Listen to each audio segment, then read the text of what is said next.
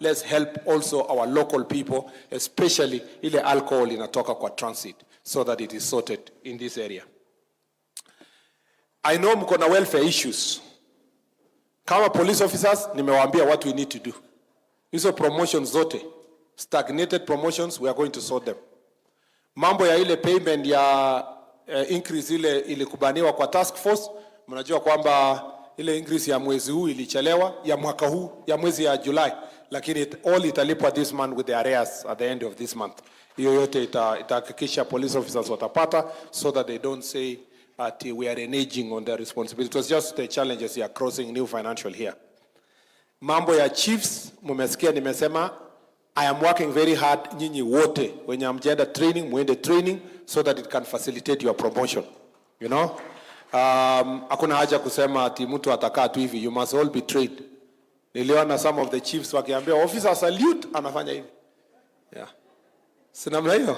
We want you to know how to salute vizuri. Hata mimi pengine nipelekwe huko pia ndio nijue.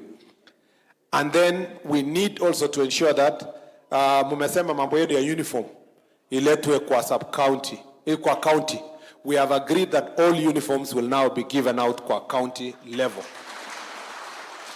Tumekubaliana pia kwamba mtu apimwe uniform yenye inatoshana na yeye. Si namna hiyo? Sasa huyo chief mwenye ako pale, yeah? Akipewa uniform ya huyo madam mwenye ako karibu na yeye, wezi vaa sweta moja. Si namna hiyo? Nilienda kwingine another county nikapata chief moja, akiingia akitembea hivi, huwezi jua ile amevaa ni marinda ama ni longi. Na kumbe ni mwanaume amevaa longi. Nikauliza what happened, akasema alienda Embakasi akarushiwa uniform kwa Trisha, akaambiwa ndio hiyo. Akamwambia initoshi, akaambiwa jipange huko mbele, enda ushone kwa nini, kutafuta fundi kwa village yako. So we will make sure that nyinyi wote mmepimwa. Niliambiwa also kwa Laikipia ati viatu inapeanwa, viatu yote yenye mnapewanga ni size 7. Haipimwe 7, ukiangukia 7 sawa. Kama wewe mguu yako ni ndogo ni lucky, unaenda kuweka insole, unakanyaka. So hiyo haitaki hiyo. Kwa sababu mzee mmoja alituambia hapo alipewa ya left yote mbili. Yeah, number 7. So we want to make sure that the uniform is being given in a dignified manner, so that we can be able to move forward. In career progression, we are working on it to make sure that there is graduated career growth. Mumesema kwamba how many principal chiefs wako hapa? Ni moja. To start with, we will have 2 principal chiefs in every county. Tuanzia hapo, and then as we work out the other modalities, thank you chief, to make sure that you grow from one level. Kuna watu wengine wamesema sasa nimekuwa principal, senior principal chief, lakini bado tu niko ile location. Ulitaka uende wapi? Unajua ukitoka unakuwa ACC. Kutoka location yako huwezi uitwa chief tena. Unakuwa ACC. Ama tubadilishe hii mambo ya chief. Ikuwe chief anaweza kuwa transferred. Ndio tupeleke ule mzee wetu wajia. The point is that it's okay to graduate the chiefs, even if you are still a principal chief. Maybe keep graduating their salaries and benefits as we move forward. That is what we are working on with our people. Kuna mambo ya construction ya office space. Most of the police stations are in deplorable state. We have discussed. Police stations mingi hakuna, ingine ni mabati. Ukiuliza hao viongozi, utapata wachache sana wameingia police station yao. Pengine PCCK peke yake ameenda kwa police station. Na pengine hajaingia akiwa mheshimiwa, aliingia akiwa PC. Niliona akisifiwa ni kwa sababu alikuwa ni mtu ya ngao. Hiyo ni advantage ya ngao kwa hii maneno.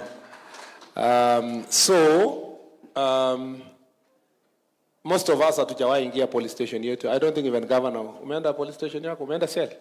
Cell ya, umeona cell iko aje? Oh, you are lucky. Mimi sikuwa nimeenda yangu, you know? Na nilikuwa waziri. Kaenda kanisa huko 2 weeks ago. Kwa next ward tu. Nikaenda the main police station.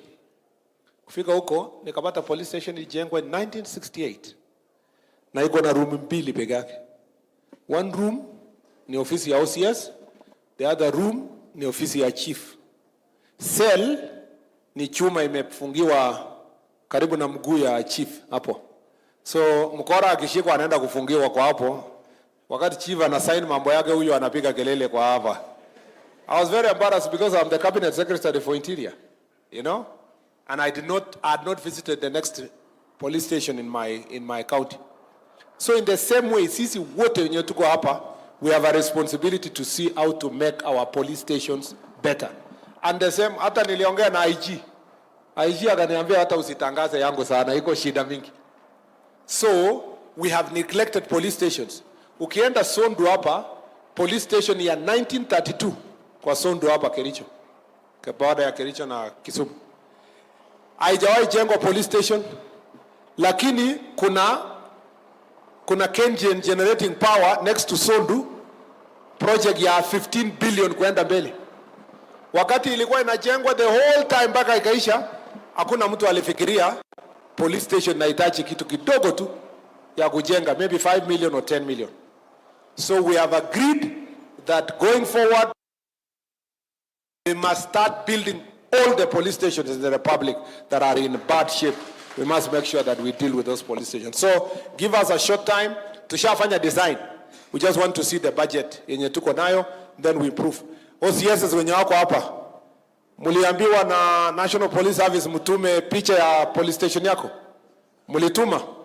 Yeah, so it's being analyzed. Niletewe mimi niangalie, so that also nikipresent kwa cabinet watu waone police stations yenye inatoka kwao. I will challenge all the cabinet secretaries, kila mtu angalie police station yenye inatoka kwake, so that we pass a resolution, tafute resources, we build police stations in the country.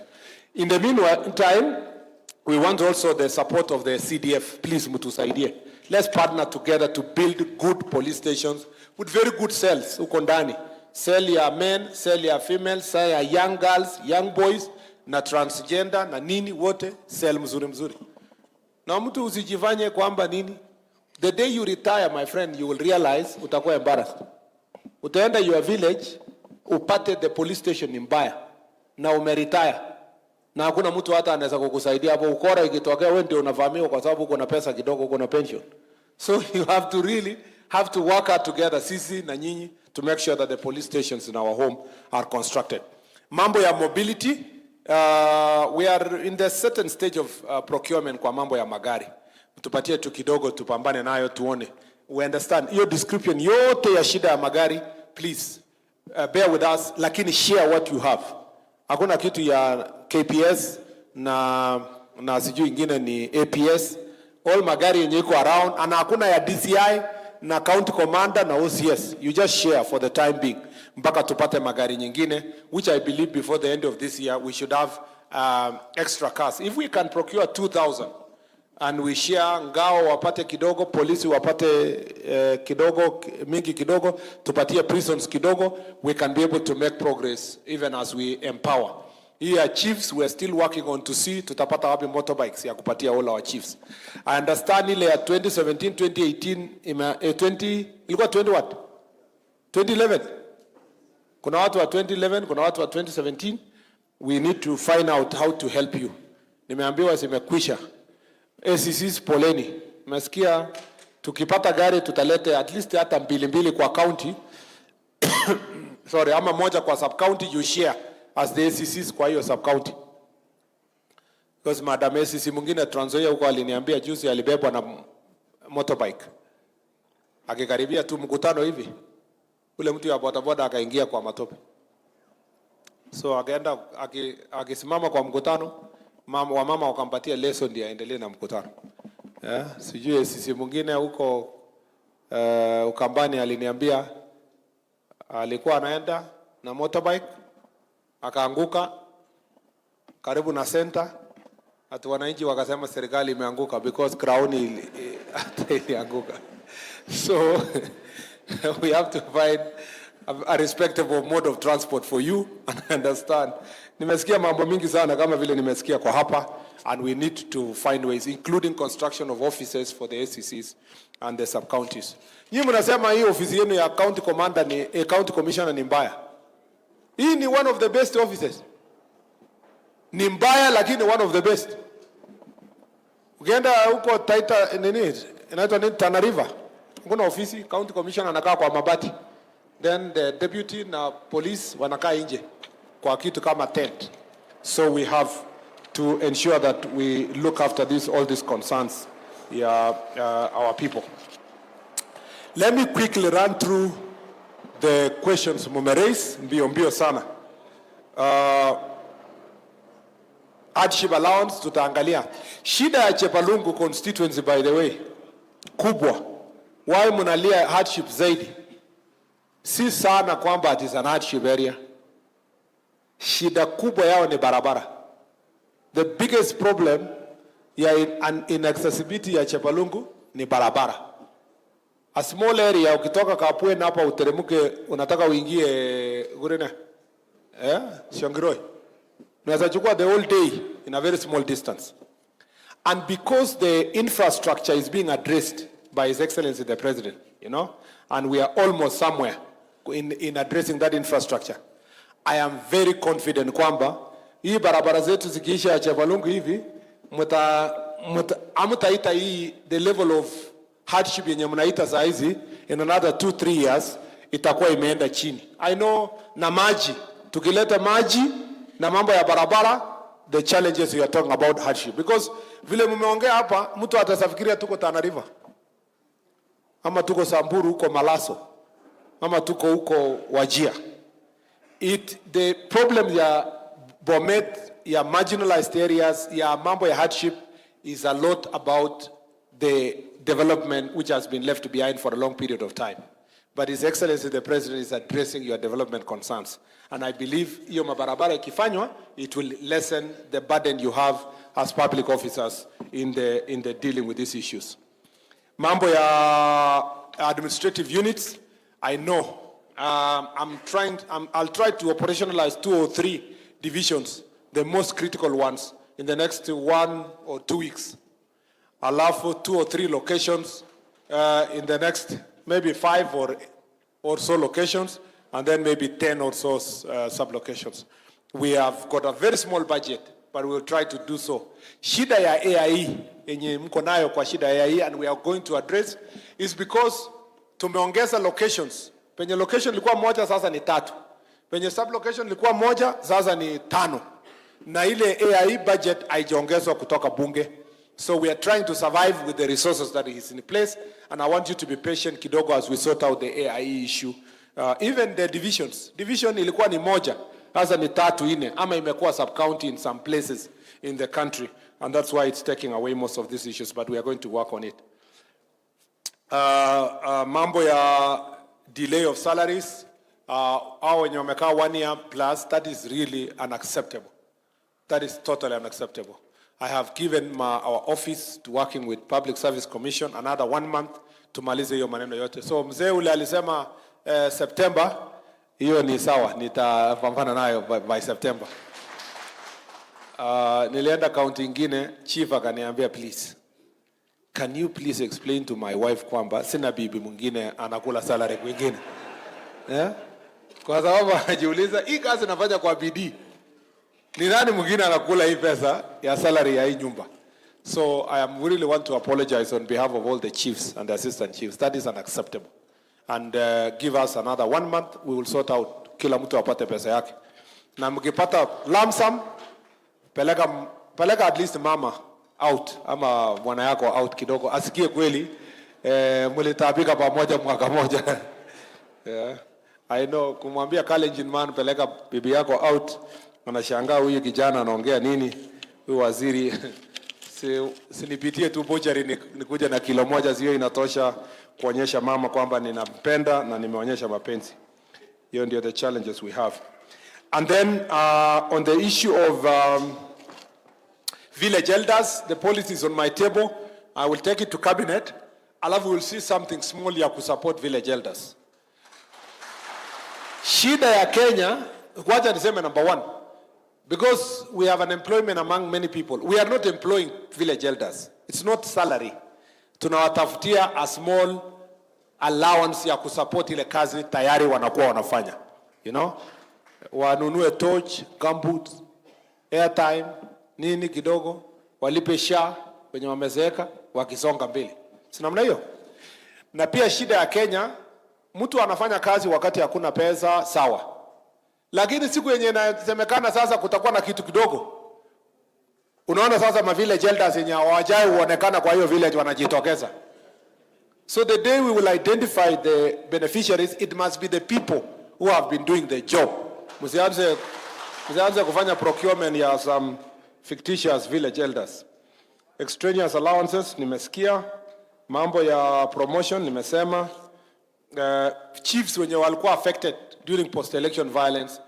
Hata sio post-election violence peke yake.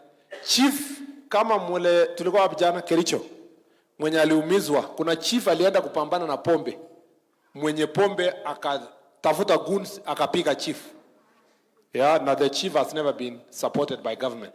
We will find a way of making sure that all those chiefs are compensated at least something to say thank you for the work you have been doing. So it's your work as county commissioners and DCCs to make sure that those reports are coming straight to our offices.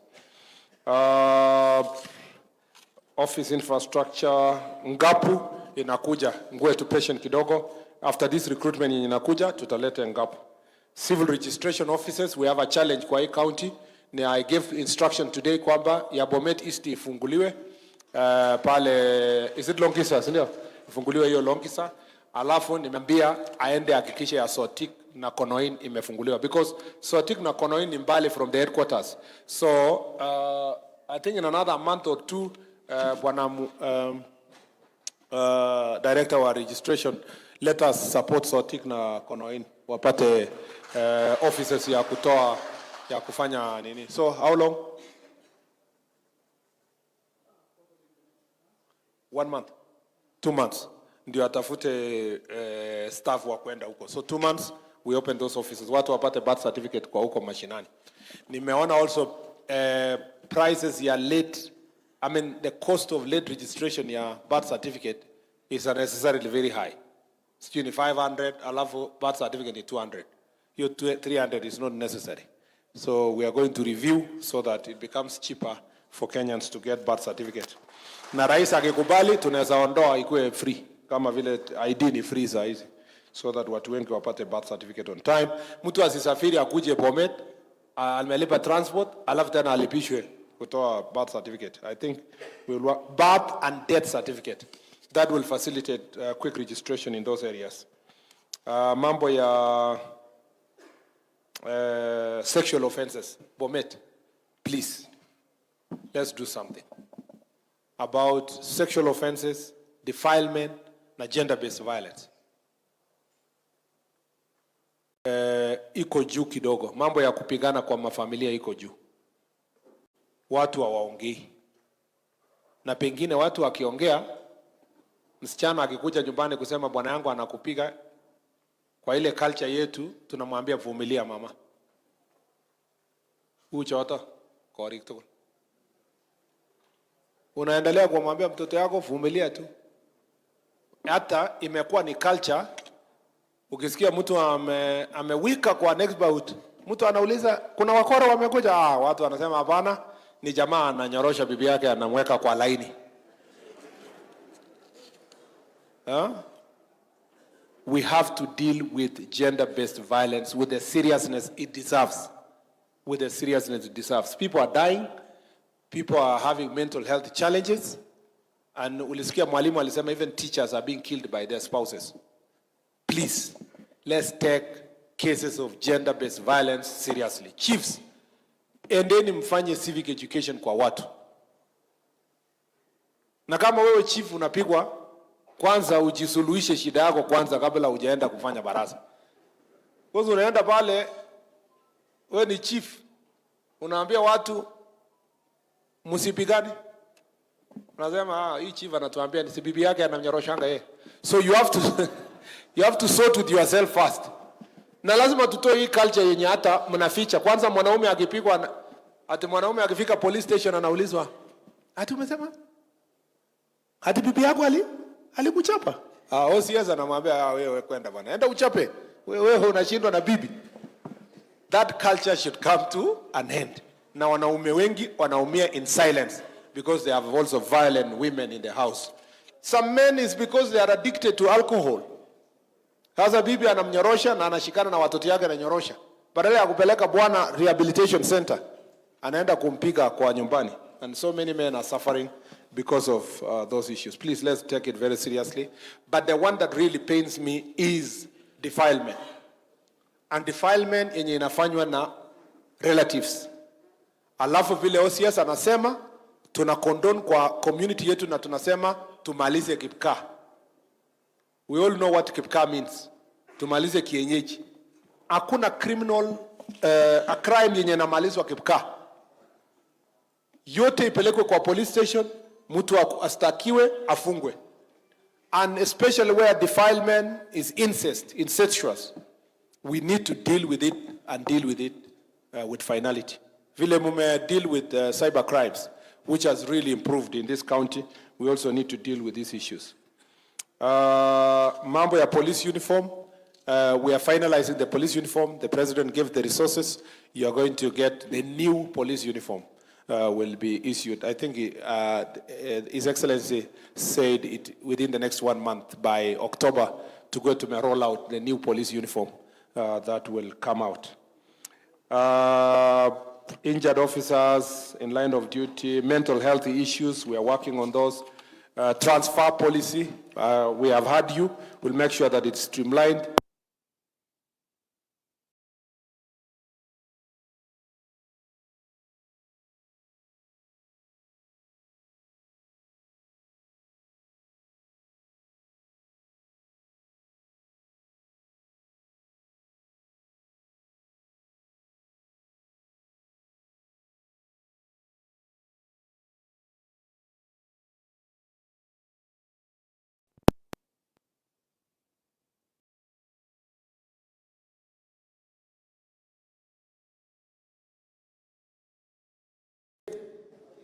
This year in the police, they are all under county commander.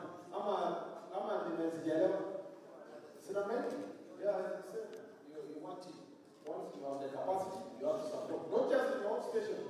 We work for one national police service. If you must support the next county, you need to support. If you transfer and strengthening and moving police officers, I think DIG, we need to go and revisit with the National Police Service Commission. Particularly for KPS, there is no need to keep it in Nairobi at the IG, mpaka Amue, mtu anatoka one police station to another. Kwa tuachie hiyo mtu ya region ndio apake. Kama kuna weakness in this police station, anaokoa the other police station.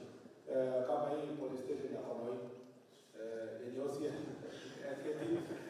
OCS atasema, ngine ni mgonjwa, ngine ni disabled.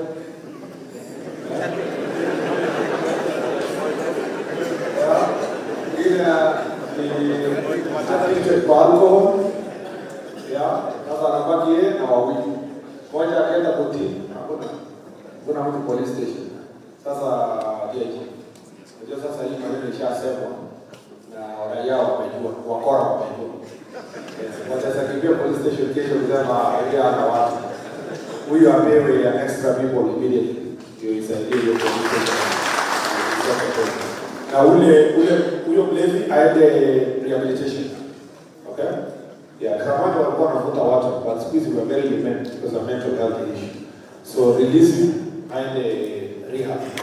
Back upon the Arudi, and then they will help you to get more strength. Thank you, DIG. Investment in technology, that is true. Continuous training of officers. We are now changing. We want to train also our police officers. They are the most disadvantaged folks. We must also have continuous training program for all the police officers. Hata wale wanapromotiwa kwa merit waende training. Mtu asipite merit afike position akuwe OCS hajawahi kuwa na any experience. They must go through training, and that's what we are insisting. Forest issues, tumesikia Madam KFS, and we'll work together with the Ministry of Forestry to help you, and from our side where we are dealing with. One traffic, tena DIG tutafute gari moja at least ya traffic patrol ya Bomet, ndio iserve Bomet yote for the time being county, na free the other police station car isaidia. So maybe in a week or two, tafute gari moja mpatie patrol, itasaidia kwa hiyo mambo ingine yote isonge mbele. Tafuta hata yenye ilikuwa imezeeka mahali, nitakuchangia tununue taya nini, alafu ulete Bomet. Hata kama inasukumwa, bora watu wanaona kuna gari inasonga. Wakati tunamaliza hii ya kununua, lete moja at least kuja hapa in the next 2 weeks or so that helps this county. Thank you very much. Water and county government, they're working together. Mambo ya World Bank projects, Bosto Dam. Hiyo ikisotiwa, you will all have the water that you are asking around this place. Claims of money, ICT infrastructure, ngao offices, transfers. Yes, pia hii kitu yenye members wamesema everywhere, our staff wamesema transfers ikuwe human. Yeah. Usiamuke tu asubuhi na kumwambia bas hama umeenda coast, and especially for women, because in most cases they are staying with their children. Yeah, there are some cases where the men are the ones staying with the children, but in most cases it's the women. So ukiambia tu amuka leo midterm umeenda todo nyang, mtoto wako shule hapa, si mbaya, lakini tufuate some procedures. Lakini also there will be cases where you, as a police officer, you will be transferred anyway because you are needed to serve. Yeah, so we have to also find contingency measures. Yeah, to take care. If there is a problem in the country, we cannot wait. Kusema tungoje. It's also the risk that comes with your job, and that's why it must be balanced. But we will be as much as possible balanced what needs to be done to make sure that you are taken care of. Training of youth programs. E-bridge. Governor ngangana saidia investors yako. Kujua wanafunzi ni investors. Wanasaidia economy ya sehemu hii. Your bridge, we can help each other. And if there is a challenge, we can talk to CS Davis to see if there is anything that they can support kwa Kera to do that small bridge. Ndio isaidia watu waende hapo. I support sports as one way of ensuring that people come together. We need schools. We need to establish this elders committee and support. Nimeulizwa mambo ya barabara yetu ile ya Longisa, Sigor, Chebunyo, Kiakong. Hiyo barabara yote hiyo. Na ile barabara yetu ya Silibwet, Merigi. Mnajua sasa it took us time kama serikali. Hata hiyo yote ya Longisa kuingia Kembu mpaka Kabaruso huko, si ndio? All that road that tulitembelea, it took the government time to raise money. By the time I was leaving the ministry 1 year ago, we were still struggling with money. And one of the responsibilities nilifanya ni kuongeza fuel levy by 7 shillings. And thereafter, it has been securitized under the leadership of our current CS, Davis Chirchir. Sasa we have money. Ule contractor alikuja site hajakuja because ninatembea hapa. Amekuja because we have paid the contractors. And we are confident now barabara itasonga mpaka iishe. So nili overfly hapo kuangalia asubuhi nikikuja. I'm very happy with the progress that is going on with the road. And all the other roads, ile imeharibika zile zote, zinashughulikiwa. I can tell you that without fear of contradiction. Including barabara zetu za town hapa. Hiyo yote inasotiwa. It had been advertised. Here town, contractor ilikuwa imeadvertisiwa tena. Now a good contractor has been found that is coming to sort out your problems ya barabara ya town. Mnajua ile ya ilikuwa inaitwa nini? Captain Bororiet Bridge. Tulitangaza, contractor amepatikana, so it is only for the contractor now to come to site. Wazee walinipatia mbuzi hapo. So siku yenye itaisha nitakuja na Waziri Davis na nikuje niseme asante kwa ile mbuzi mlinipatia kwa hiyo bridge. So I think all these things are going to be sorted. At a stadium yenu is going to be sorted. The governor is in proper conversation with the president to build a new stadium. We have also discussed with the university. Maybe we renovate and work on the stadium that is in place, because sisi kama National Police Service tuko na team ya APS inachezea hapo. So based on the conversation even we had today with the university, we might have to improve that as part of the university facilities, and then it be used for the time being kwa mpira yetu, and as the county government get land for the national government to help them build a very good stadium as they have discussed county and national government. I agree chiefs, kazi yenu ni kusaidia persons with disabilities wapate ID. So vile mtaenda na registrar mpaka penye wako, mtafute hawa wapate IDs. There is no need to discriminate on them. I also agree with the student who spoke about university and technical institution and insecurity. Please, county security team. Sort hiyo yenye imesemwa na hii university kwa hapa presents special security challenges.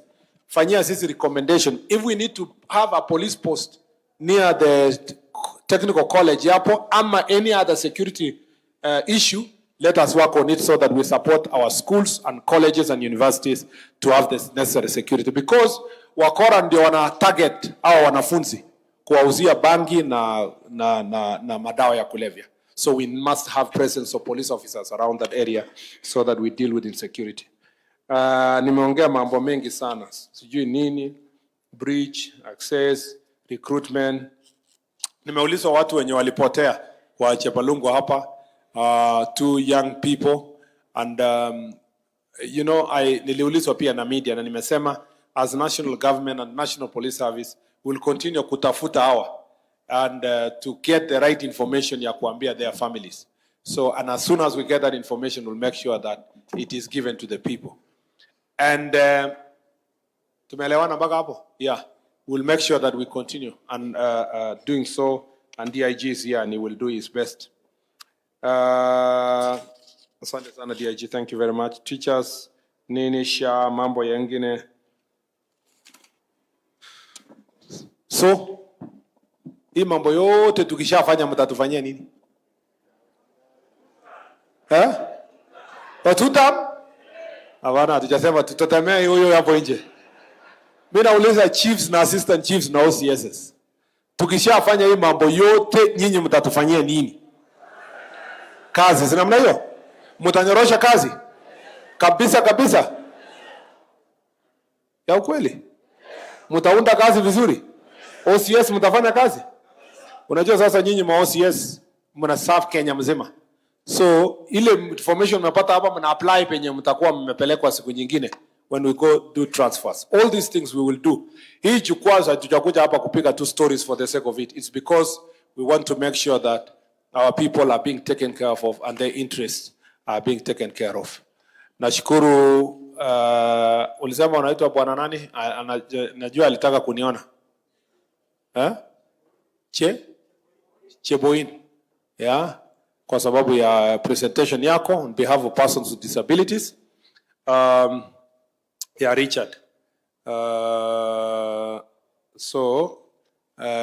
Kwa sababu sasa wewe umejitolea ukakuja hapa na nimeona you are struggling kidogo. Nimesema ununuliwe wheelchair, you know? Alafu ndatafuta kitu kidogo yenye unaenda nayo. Sinamna hiyo? Just as a small gesture for the work you are doing. Kwa hivyo we have the wheelchair here. We want to give it to him. And I can present to him the aweze akatumia as just as a gesture. Yeah.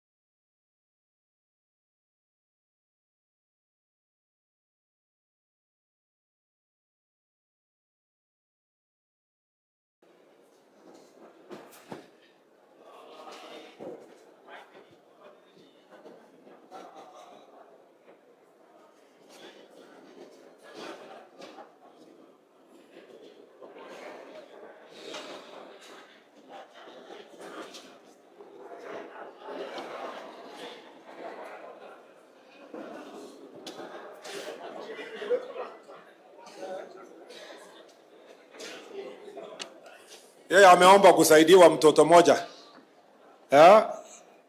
Kwa mambo mengine itatokea hii kona. Na nimekubali nitafanya hivyo. I'll do that. On behalf of wale watu wa disability wamekuja hapa. That's just a small gesture of appreciation kwa yeye kuja na kuja kukaa na sisi.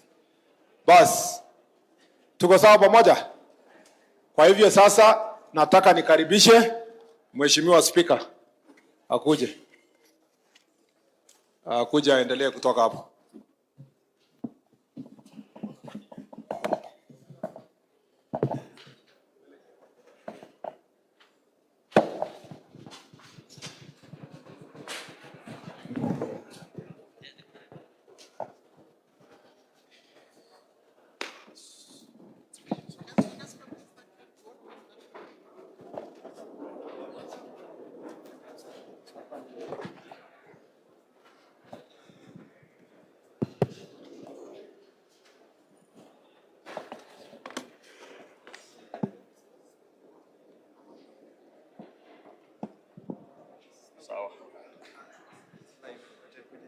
All right. Now.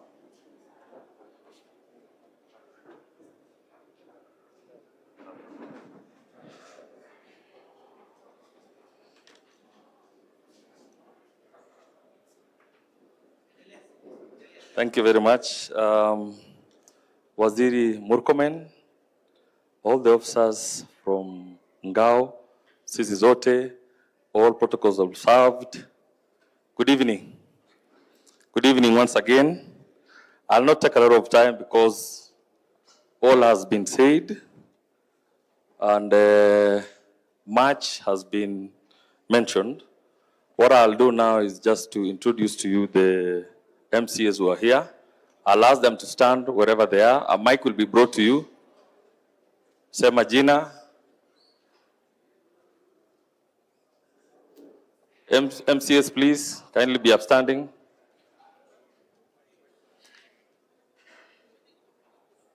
Mic to be there, please. Yes. Okay. You say your name and where you represent. Good evening. My name is Chepkiri Felodi, nominated MCA. My name is Tabotany Monica, MCA representing women. Thank you. My name is Chemgetich Catherine, MCA representing women. Thank you. Asante sana. Mimi naitwa Peter Rono, MCA representing Kipsanoi. My name is Spinat Langat, MCA representing Gembu Ward. I'm Nathan Kibet, MCA representing Kabletunda Ward. My name is Eric Kirui, MCA Kimulat Ward, Konoin Sub-County. My name is Mheshimiwa Mutai Peter, MCA representing Sikor Ward, Chepalungu. Okay, I'm Dennis Pusienei, MCA representing Chemagari in Sotik Sub-County. My name is Wesley Kiprotich, MCA representing Chepchabas. And something that was not mentioned here is the issue that is affecting some part of this county, historical land injustices. And Wasiri, I script something small on a background about it, historical land injustice. Maybe your secretary can pick it. Thank you. I am Ann Mutai, MCA representing Silibwe Township. Welcome. My name is Peter Kipkorir Langat, aka Moset Koturulogo, MCA representing Merigi Ward. Sunday. Good evening, everyone. I am Josiah Samwe, MCA representing Nyangores Ward. Good afternoon. My name is Honorable Lily Cherotich, representing person with disability. Asante. My name is Evelyn Mibek Koske, Chair County Assembly Women Caucus. So, asanteni sana. Wakilishi wadi wote ambao mmesema majina yenu. Yangu yatakuwa machache. Kwanza, waziri asante sana kwa Jukwaa la Usalama. It's the first of its kind. We've never seen it anywhere. Thank you very much for that. Secondly, the person you've given the wheelchair is a staff and is an auditor. And is very much concerned about the way our county and our nation is. So thank you for that. The third thing, which one of the members there had mentioned to me, ni maneno ya IPOA. Waziri, we know IPOA wanafanya kazi yao, but of late, kidogo tumekuwa na shida kama wa Kenya. Reason being, as much as we have our security officers here, and they are doing their jobs, kidogo wameingiliwa na baridi sana, mpaka hawawezi fanya kazi yao. Unapata kwamba kukiwa na fujo mahali, hata wao wanaogopa kufanya kazi yao. Maana wanaogopa nini? IPOA. Sasa hii IPOA inataka kutusaidia ama kutumaliza? Nairobi kulikuwa na shida kubwa, kila mahali ilichomwa, maaskari wamekaa, hawezi, they cannot do anything because they fear the repercussions of IPOA. Hebu tuelezane ukweli, kazi yao inafaa kuwa nini? Kukandamiza polisi ama kutusaidia kuangalia maneno mengine? Otherwise this country we are going far. If we give them opportunity to do what they are doing the way they are doing now, we will not go far. I'm pleading with you so that you can talk with them. Hatujui hata hawa IPOA ni nani, lakini wewe ndio unajua hao. Tunakuambia tu wewe upange huko, basi tuko sawa huko. Lingine, asante kwa kusikiza hawa wanangao. They do a very good job. It is in... Okay.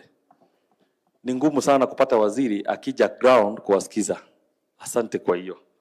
Hiyo nataka kumalizia nikisema hivyo. Halafu kwa wabunge ambao tuko hapa, hizi mashida ambazo tunaziona hapa Kenya, hizi Gen Z wanakaa hivi, wanafanya vile, it looks like our children are becoming ungovernable. I attribute this personally, that is my own way vile naangalia. Hii kiboko vile ilitolewa imeharibu Kenya. Ikiwezekana kiboko irudi.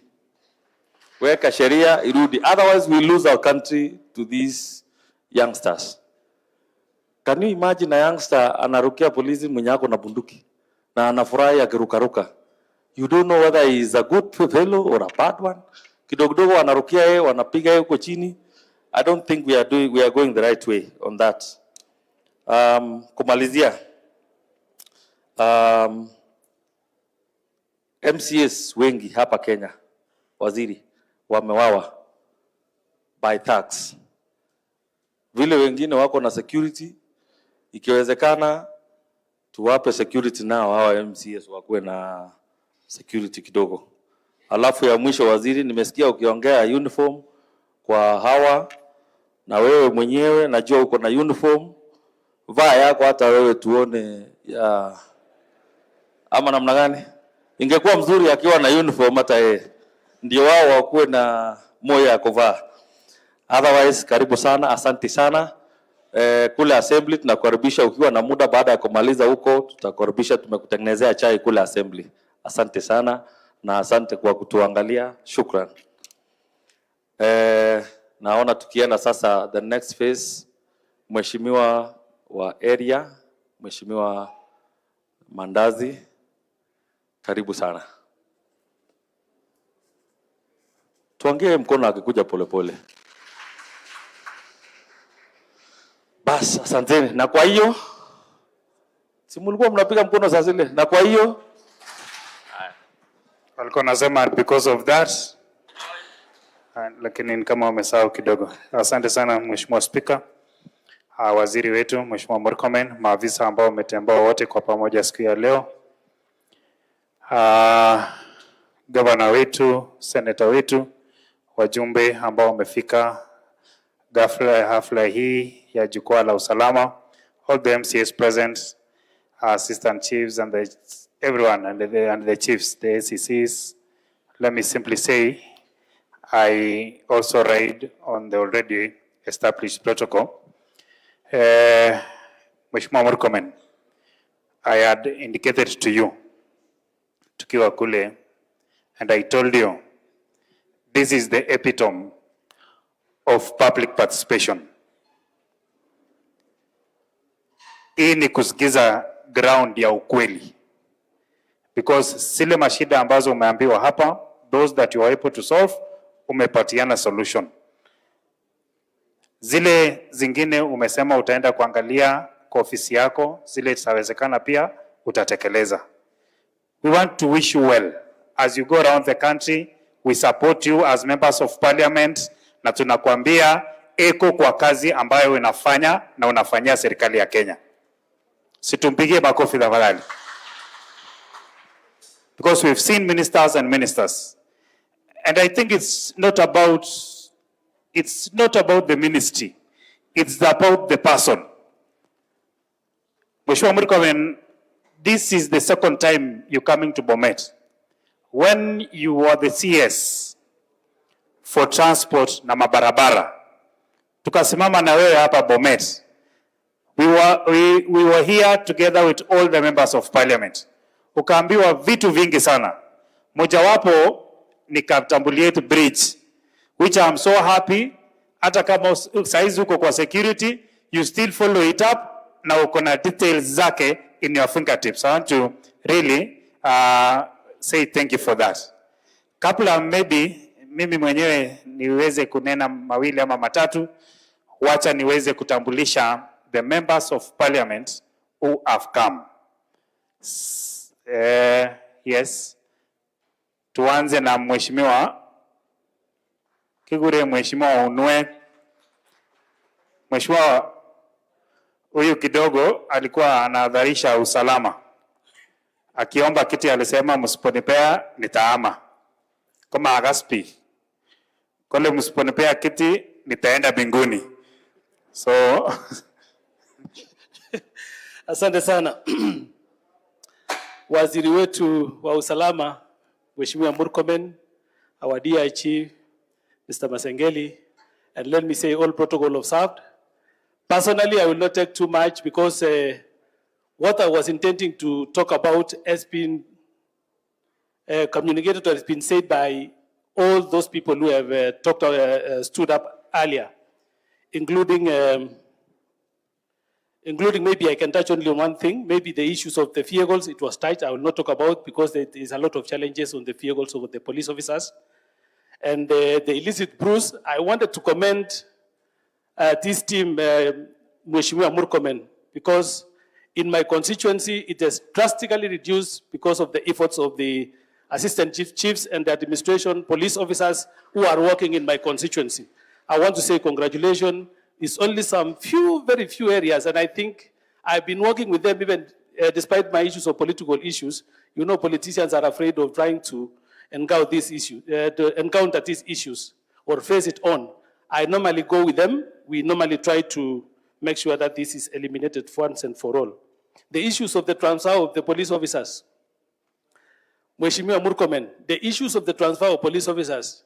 There are so many officers in my constituency. I think some few have been transferred so far because I've been trying to complain for the last 3 years. They've overstayed in the police in my area, and I want them because they have become used to the residents of the area to be moved to another area so that at least we improve on the issues of security and trying to do better service delivery. There's only one thing now I want to stress, the issues of SOT technical. Yesterday, I had a team from the Office of the President yesterday in my constituency, the Government Delivery Unit. And they had come to check on this project, the road you came and commissioned, launch in 2023. And when they came, we raised the issues of the road linking from that stretch from the SOT Technical Institute up to Merigi Shopping Center, where there was no footpath. And in fact, the contractor has been instructed to make the footpath from the college all the way to Merigi town because of the endangering life of the students. So the road from Merigi Shopping Center all the way to the institution, TTI, there will be footpath from there. And also the issues of, the lightings on the street lights, they are going to be done also.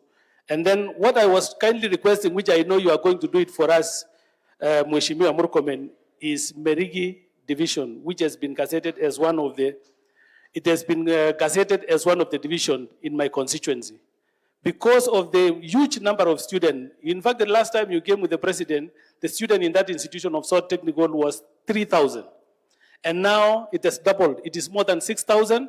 And I think now we are going to absorb even more to around 10,000 students. So what we are requesting is the upgrading or the operationalization, operationalization session of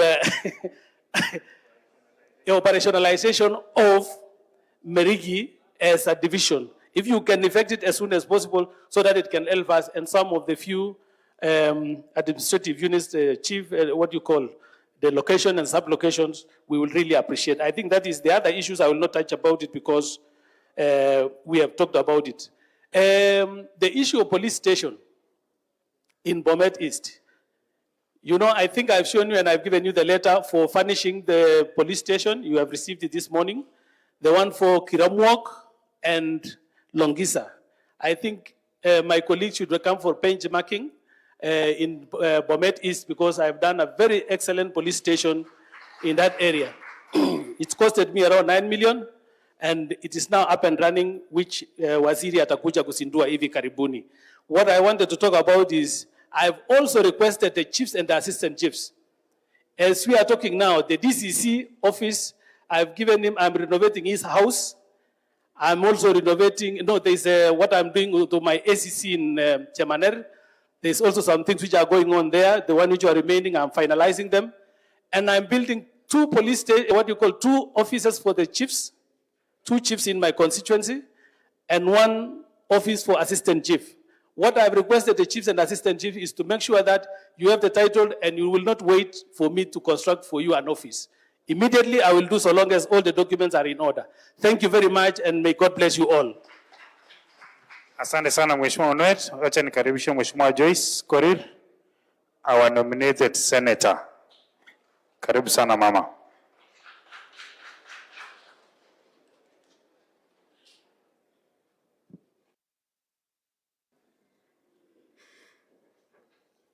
Tusalimiane, Bwana asifiwe.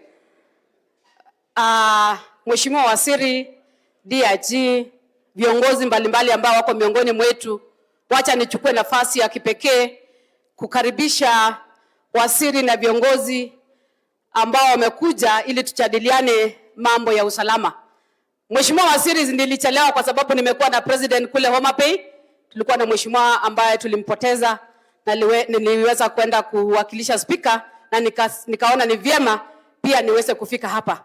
Hivyo basi sijaweza kusikiza mambo mengi ambayo amesemwa, lakini nitaguzia kwa sababu mimi pia ni mwenyeji na ni kiongozi wa eneo hili.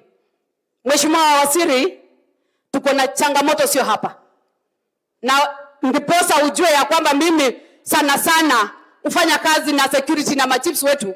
Kuna kazi ambayo nimefanya nao, kuna maofisi za machiefs ambayo nimeweza kujenga, na kuna pia matoleo kidogo ile napata kitimbaya kule bunge na leta kwa maofisi zetu ili waweze pia kukalia, kwa sababu saa zingine inakuwa changamoto. So ningependa kusema ya kwamba wanapitia changamoto sio hapa, na najua utayatatua kwa sababu wameweza kuyaelezea. Changamoto ambayo wako nazo ni mambo za maofisi ambayo tuko nazo, mambo ya magari. Saa zingine kuna crime imetokezea, hawana magari za kukimbia pale, watakaa mpaka wananchi wanaanza kutulaumu kama viongozi. Na tukitatua hiyo, najua serikali haina pesa, lakini wacha tuichukue ya kwamba tuiweke kipao mbele waweze kupata facilitation. Kuna machiefs wetu pia, Mheshimiwa Waziri, kuna eneo ambayo imekuwa gazetted na iligazetiwa kitambo sana. Machiefs wanasimamia eneo kubwa ambaye walishafanya gazettement, ilikuwa isha proposiwa na ikafanywa. Ningependa kusema hivi, tafadhali enda iangalie, najua hatuna pesa, uiangalie na uhakikisha kwamba ile ward ambayo iko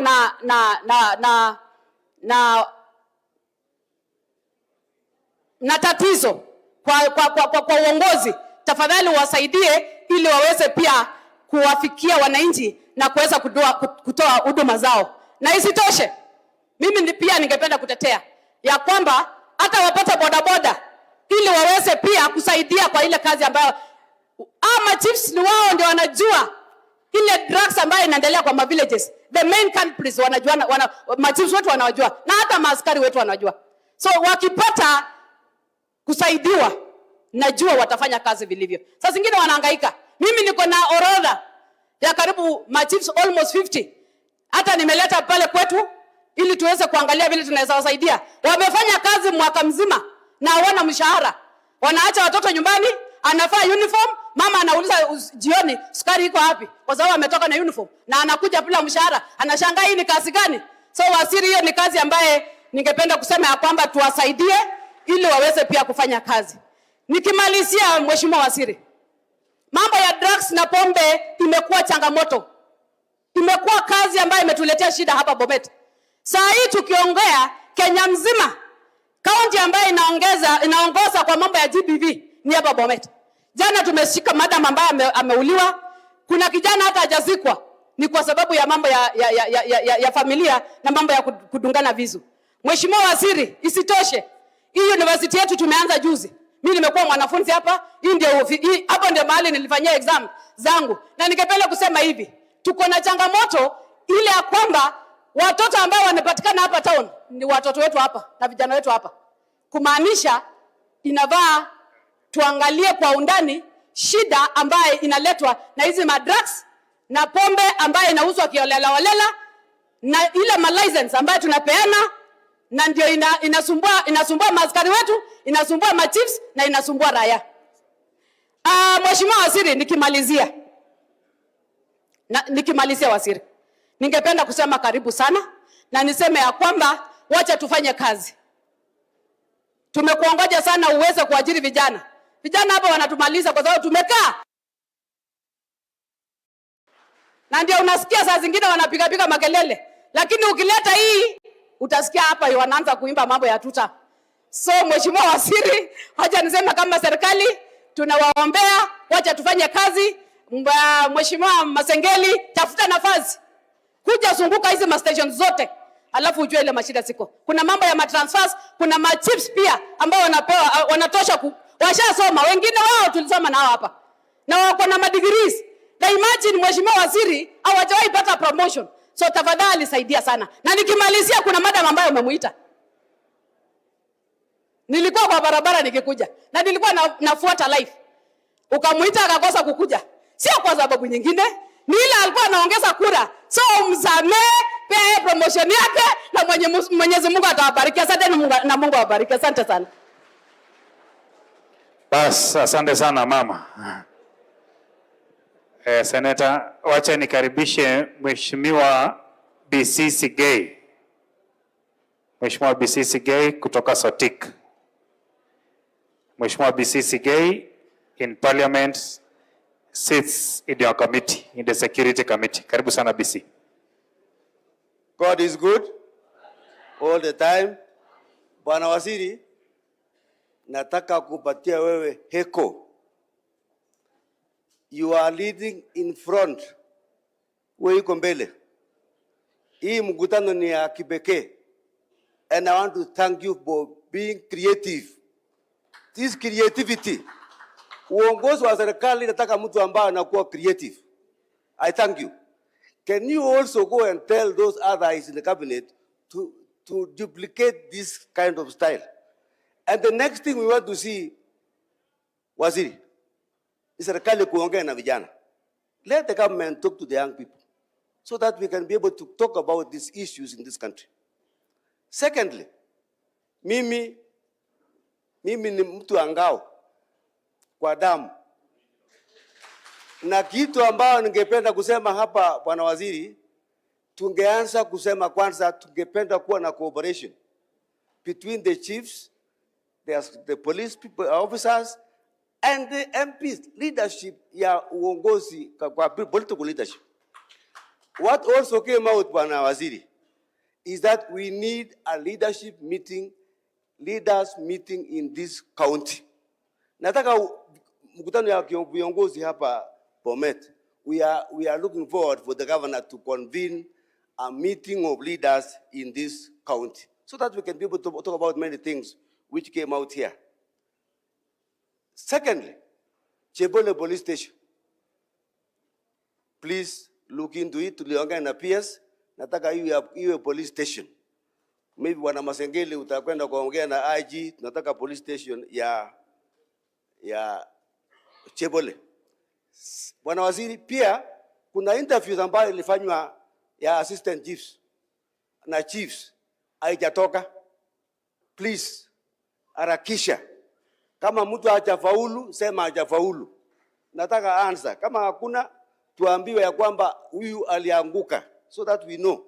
Lakini imekaa for about 6 months bila kuleta results. Jambo lingine ambalo ningependa kusema ni kwamba kuna ile chief aliongea juu ya divisions ya Mutarogwa na Mheshimiwa Kilel ambayo iko overlap between Sotik and this place. Hiyo nafikiri utachukua hatua. Jambo lingine ningependa kusema, Bwana Waziri, ngao iko na history.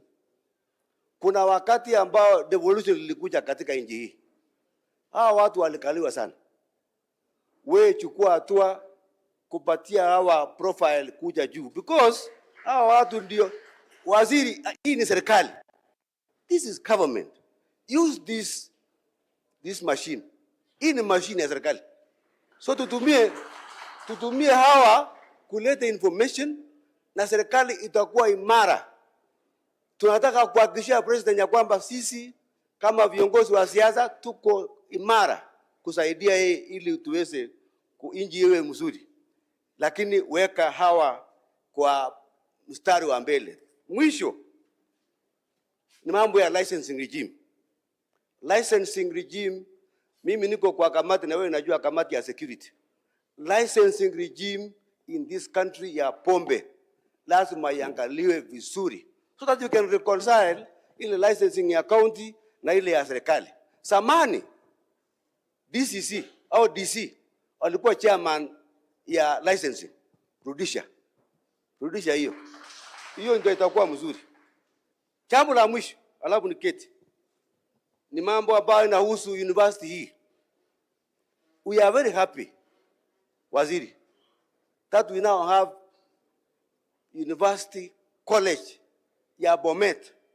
Na leo ulikuja na baraka, kwa sababu leo wakati unakuja council ilikuwa na abishwa. So wewe ni mtu ya baraka, na sasa wewe peleka hii information kwa president. Tunataka charter ya university hii. In fact, as soon as yesterday, because this university should be now be on their own. Alafu tuendelee mbele. Otherwise, mimi nataka kumalizia hapo, na mimi nataka kushukuru wewe. Mungu akubariki, endelea kuwa innovative ili serikali iwe mbele. Asante sana. God is good all the time. Thank you. And because of that, asante sana. Next is Mheshimiwa Kilel kutoka Bomet Central, my neighbor.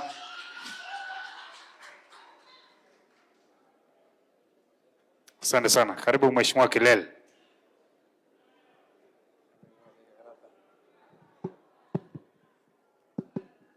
Waziri Murkomen, Governor Barchok, and all protocol observed. Bwana Yesu asifiwe. Yangu ni chache sababu Mheshimiwa Waziri alikuwa amesema hii siku ilikuwa siku yake na nyinyi. So mimi nimesimama tu kusema asante sana kwa hii forum, sababu hii imekuwa forum nzuri sana.